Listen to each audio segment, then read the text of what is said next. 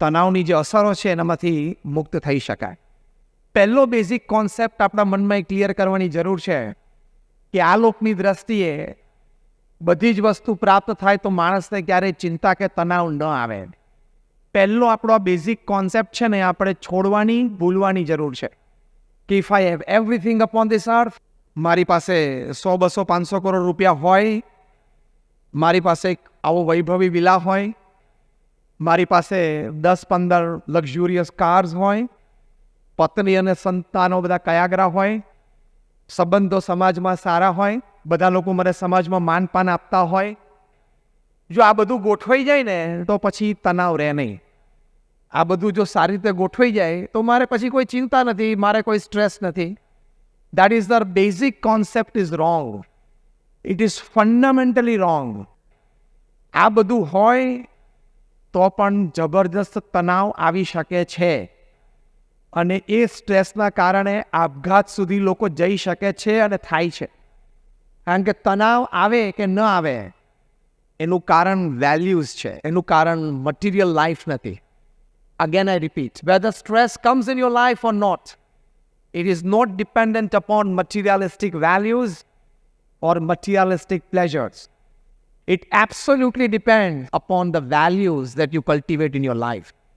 તમારા જીવનમાં જે મૂલ્યો અને સિદ્ધાંતો કલ્ટિવેટ કર્યા હોય એ મૂલ્ય અને સિદ્ધાંત પ્રમાણે તમે જીવતા હો તો તમે સ્ટ્રેસ મેનેજ કરી શકો. Let us have a fine comparison. એક સારી સરખામણી આપણે કરીએ. તમારામાંથી એલ્વિસ પ્રેસ્લીનું નામ સાંભળ્યું, હાથ ઊંચો કરો. Just raise your hands. 50%. Okay. Elvis Presley એક મહાન સંગીતકાર હતા, જેમ માઇકલ જેક્સન હતા તેમ. He was the king of rock and roll. એક આપણે કેસ સ્ટડી કરવો છે એલ્વિસ પ્રેસ્લી અને મીરાબાઈનો. તમને કદાચ અત્યારે જ વિચાર આવી ગયો છે કે એલ્વિસ પ્રેસ્લી અને મીરાબાઈની કમ્પેરિઝન થાય નહીં. Let us start a case study. Elvis Presley હતા એ વિશ્વ પ્રસિદ્ધ થયેલા એમની હયાતીમાં. મીરાબાઈ એમની હયાતીમાં વિશ્વ પ્રસિદ્ધ નહોતા થયા. આજે પણ એમની પ્રસિદ્ધિ પ્રેસ્લી જેટલી નથી. એલ્વિસ પ્રેસ્લી એ પોતે રોજ સાંજે આવી લાઈવ કોન્સર્ટ આપતા. મીરાબાઈ વૃંદાવનમાં બાકે બિહારીના મંદિરમાં બહાર બેસીને ગાતા. 2-5 જણા પણ સાંભળનારા હોય નહીં. એલ્વિસ પ્રેસ્લી માટે ટાઇટલ અપાણું the king of rock and roll. મીરાબાઈને એવું સંગીત સંબંધી કોઈ એવું ટાઇટલ મળ્યું નથી. એલ્વિસ પ્રેસ્લી 21 વર્ષની ઉંમરના હતા ત્યારે 78 પ્રેસ્લી પ્રોડક્ટ્સ માર્કેટમાં હતી. અત્યારે પણ જીન્સ પેન્ટની પાછળ લેધર ટેગ ઉપર એલ્વિસ લખેલું આવે છે. એ એલ્વિસ બ્રાન્ડ છે. મીરાબાઈની હયાતીમાં એક પણ બ્રાન્ડ મીરાબાઈ દ્વારા એન્ડોર્સ નથી નહીં. મીરા ક્લોથિંગ, મીરા ફૂટવેર એવું એ વખતે હતું નહીં. એલ્વિસ પ્રેસ્લી જ્યારે 21 વર્ષના હતા ત્યારે એમની પાસે શું હતું? તે પોતે પોતાના પ્રાઇવેટ 747 જેટ પ્લેનમાં ટ્રાવેલ કરતા. એમની પાસે ડાયમંડ સ્ટડેડ લિમોઝિન્સ હતી. લિમોઝિન કાર પણ એની ઉપર હીરા જડિત. હજી આઈ ડોન્ટ થિંક આ હીરાનગરીમાં કોઈ વ્યક્તિ હીરા જડિત ગાડી ફેરવતા હોય. ફેરવે છે કોઈ? આ હું વાત કરું છું 70ના દાયકાની અમેરિકાની, જ્યારે એલ્વિસ પ્રેસ્લીની ગાડી ઉપર હીરા જડેલા હતા અને 7 લિમોઝિન્સની કેવેલકેટ જાય. મીરાબાઈને એક સ્થાનેથી બીજા સ્થાને જવું હોય તો કેવી રીતે જતા? ચાલતા. એમને તો લિમોઝિન શબ્દ પણ નહોતો સાંભળ્યો અને એમના વખતમાં તો પ્લેન્સ તો હતા જ નહીં. એલ્વિસ પ્રેસ્લીના પોતાની કમાણીના his self-made money was $500 million. એટલે કે $50 કરોડ પોતે પોતાની આવડત કલા ઉપર કમાયેલા. અને મીરાબાઈ રોજ સાંજે ભજન ગાતા. તેમની કમાણી શું હતી? કોઈ જ કમાણી નહીં. કોઈ ભાવિક ભક્ત એમને જમવા આપે તો એ જમતા. એલ્વિસ પ્રેસ્લી સાંજે કોન્સર્ટ વખતે પોતાનું લેધર જેકેટ ઓડિયન્સમાં ઉડાડે એટલે લેધર જેકેટના આટલા ટુકડા થઈ જતા અને લોકો એક ટુકડો ઘરે લઈ જતા હતા. એલ્વિસ પ્રેસ્લીનો પ્રસાદ કે લોકો ભવિષ્યમાં અમે કહી શકીએ કે we have attended an Elvis concert live. મીરાબાઈને તો કોઈ કોન્સર્ટ જેવું હતું જ નહીં. એલ્વિસ પ્રેસ્લીના બાયોગ્રાફર માઇક સ્ટોન એવું લખે છે કે Elvis was only the second person in history to become famous by the first name after Jesus Christ.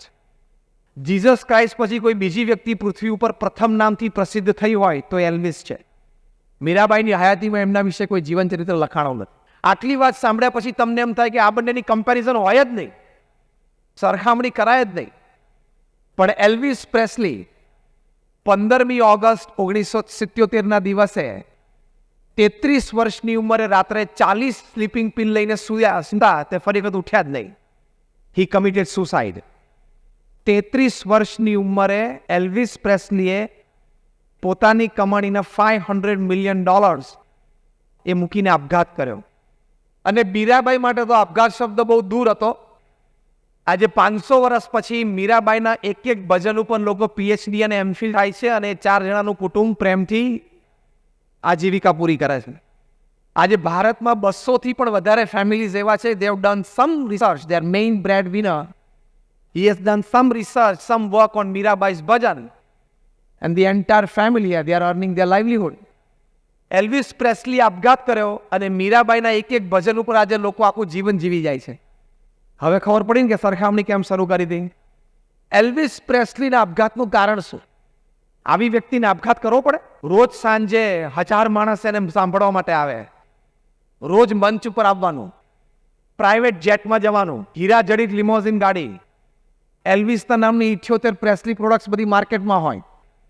અમેરિકાની ધરતી ઉપર વિશ્વના કોઈ પણ દેશના પ્રમુખ કે પ્રધાનમંત્રી ઉતરે એને એક મનમાં ઈચ્છા હોય કે એલ્વિસ સાથે એક મુલાકાત મારી થાય તો બહુ સારું.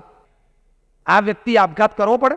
આપણે ના પાડીએ છીએ ને એ હજી એક કોન્સેપ્ટ આપણા મગજમાંથી નીકળ્યો નથી કે આવી વ્યક્તિઓને પણ જીવનમાં એવા તણાવ, સ્ટ્રેસ ઊભા થાય છે કે આપઘાત કરે.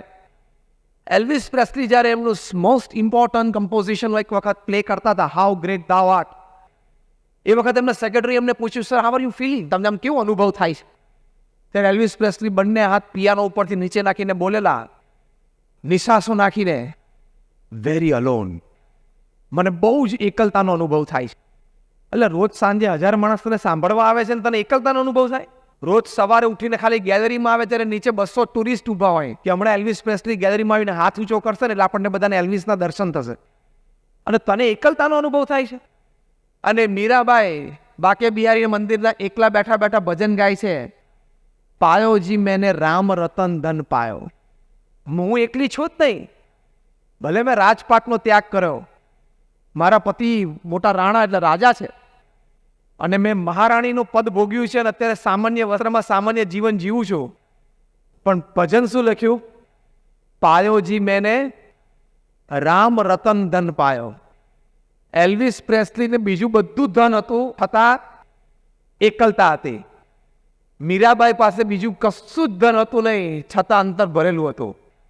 વેર ધ ડિફરન્સ લાઈઝ? આ ભેદ ક્યાં પડે છે? Where the difference lies? એ સીધી લીટીમાં વિચારધારા રાખવી, ભગવાનમાં શ્રદ્ધા રાખીને જીવવું. Whatever happens in my life happens with the wish of God. ભગવાનની ઈચ્છાથી થાય છે. જીત હશે તો એ પણ આનંદ છે, હાર હશે એમાંથી પણ કંઈક શીખી લેશું ને આનંદ કરશું. લાંબુ જીવશું, ભગવાનની ઈચ્છા. અહીંથી અત્યારે ઘરે જતા કોઈકનો એક્સિડન્ટ થાય ને મૃત્યુ તો પણ ભગવાનની ઈચ્છા. એમ સમજીએ ને તો સ્થિરતા રહેશે, તો આનંદ રહેશે, તો you will have lived your life.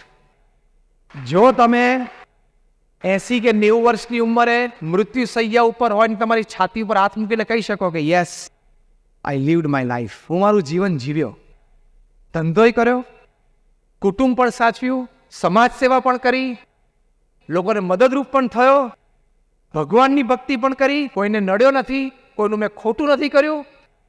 જો એવું પોતાની છાતી પર હાથ રોકીને મૂકી શકો ને તો you have lived a stress free life, તો you have manage stress and that is life. એ ખરું જીવન છે. તો આજે આ બધા વિચારો અમારા અને તમારા આપણા બધાના જીવનમાં દ્રઢ થાય એવી ભગવાન સ્વામિનારાયણ અને પ્રમુખ સ્વામી મહારાજના ચરણોમાં